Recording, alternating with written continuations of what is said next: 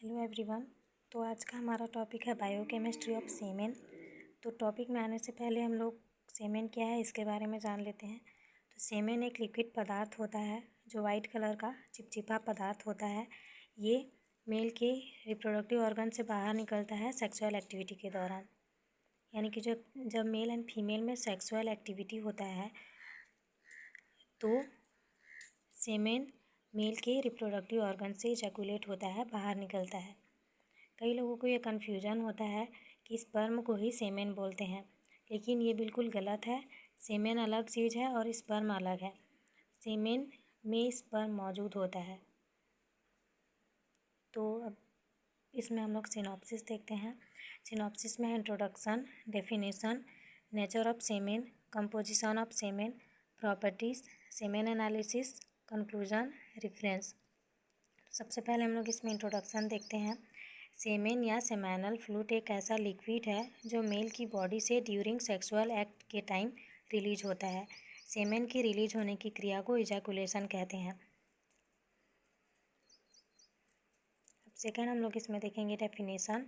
Semen एक liquid तरल पदार्थ है जो यह मेल के रिप्रोडक्टिव ट्रैक्ट से उत्सर्जित होता है।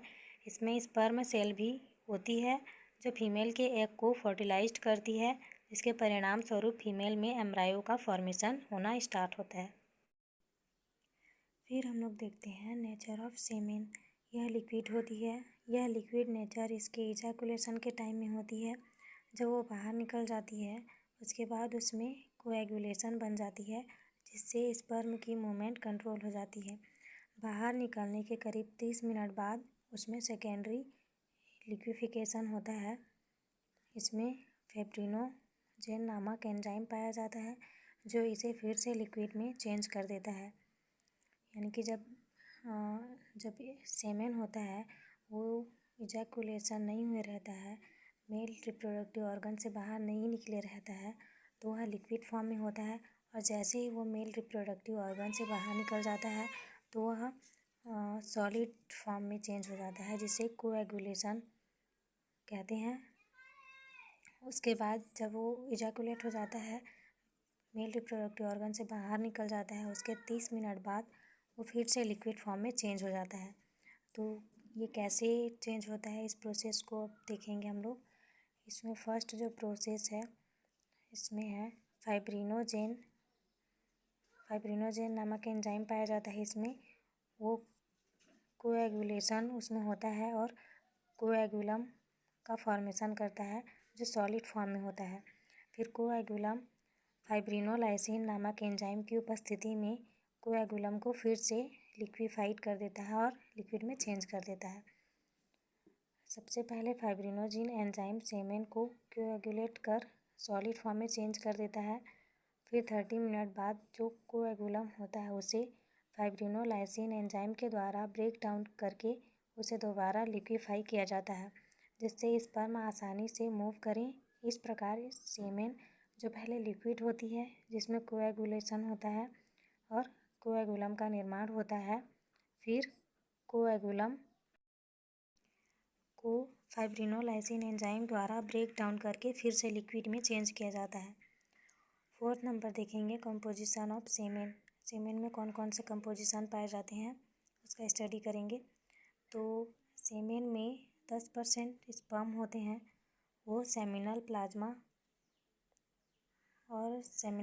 होती है जो 90% होती है। इस प्रकार सेमिनल फ्लूइड है उसके 2 मेजर पार्ट होते हैं, स्पर्म और सेमिनल प्लाज्मा।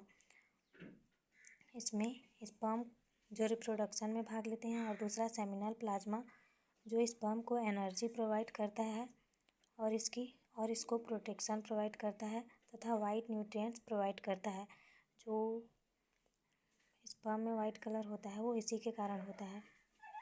इसमें स्पर्म जो मेल के गोनेड्स द्वारा बनते हैं और ये सेमेन में आ जाते हैं।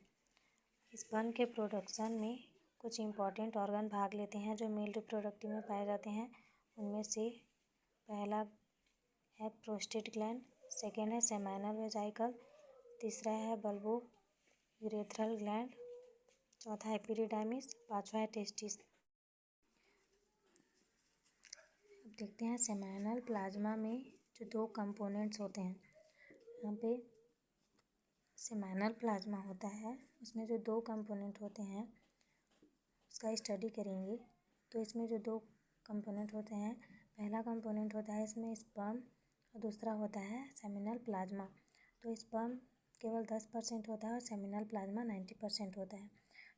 सेमिनल प्लाज्मा को 2 भागों में बांटा गया है। पहला जो सेमिनल वेसिकल द्वारा प्रोड्यूस होता है और दूसरा जो प्रोस्टेट ग्लैंड द्वारा प्रोड्यूस होता है।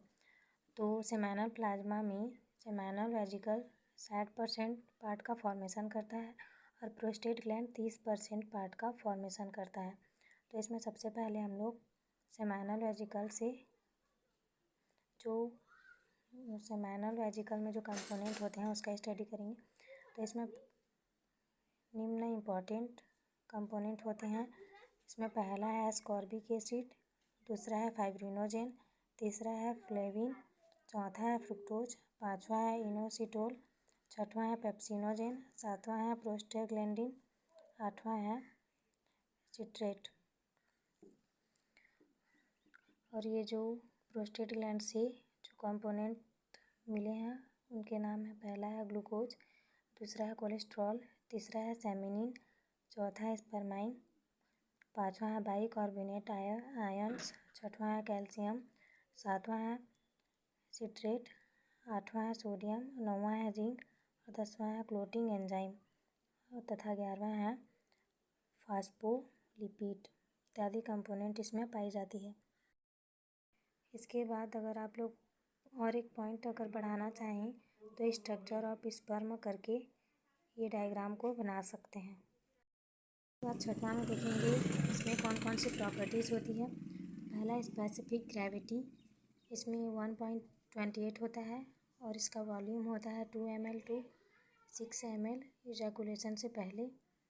इसका नेचर होता है अल्काइन और इसका pH होता है 7.5 से 7.7। 6 नंबर में हम लोग देखेंगे सेमेन एनालिसिस।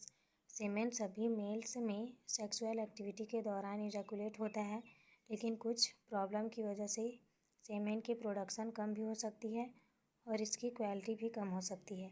इसे पता लगाने के लिए सेमेन का एनालिसिस किया जाता है। इस एनालिसिस में निम्न बातों को चेक किया जाता है। पहला इसमें चेक किया जाता है वॉल्यूम सेमेन का, कि सेमेन का वॉल्यूम 2 ml से कम है या नहीं। सेकेंड है इसमें pH, इसमें सेमेन का pH चेक किया जाता है कि ये नॉर्मल है या नहीं। थर्ड है इसमें फ्रुक्टोज लेवल, फ्रुक्टोज की मात्रा को चेक किया जाता है क्योंकि फ्रुक्टोज से उसे एनर्जी मिलती है। फिर चेक किया जाता है मॉर्फोलॉजी, इसके स्ट्रक्चर में कोई प्रॉब्लम है या नहीं, इसकी नेक टेल डैमेज है या नहीं, ये चेक किया जाता है। फिर चेक किया जाता है मोटिलिटी को चेक किया जाता है। फिर फर्टिलिटी पावर को भी चेक किया जाता है। फिर इसमें नेक्स्ट है कंक्लूजन। तो कंक्लूजन में ओवरऑल स्टडी में हमने बायोकेमिस्ट्री ऑफ सेमेन का स्टडी किया, जिसमें हमने इसके कंपोनेंट्स का भी स्टडी किया तथा सेमेन के एनालिसिस कैसे किया जाता है इसका भी स्टडी किया। रेफरेंस है इसमें बाईनेट। तो अगर आप लोगों को मेरा वीडियो अच्छा लगा होगा तो प्लीज़ चैनल को लाइक, शेयर एंड सब्सक्राइब करें। मिलते हैं अपने अगले वीडियो में। Thank you for watching.